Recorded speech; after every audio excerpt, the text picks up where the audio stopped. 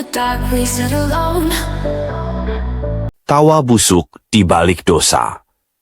Di balik jeruji yang mestinya mengurung, babi-babi gemuk justru bersorak riang. Bukan jerit penyesalan yang terdengar, tapi tawa pongah tikus-tikus berdasi yang tak tahu malu. Mereka buat grup WhatsApp. Orang-orang senang. Seolah rampokan mereka hanyalah permainan. 1.000 triliun lebih mereka embat, sementara rakyat masih berebut minyak goreng yang dikurangi takaran.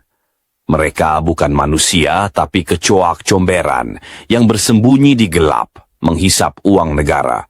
Mereka korup, mereka khianat, tapi lihatlah, mereka masih tertawa puas.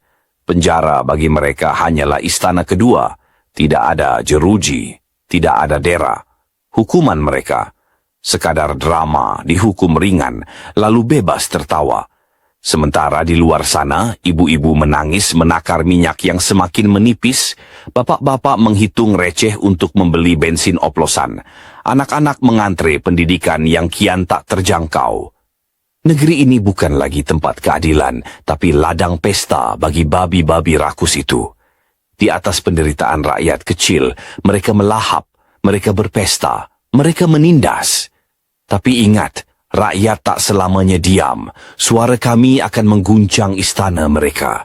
Kami muak, kami marah, dan kami belum mati.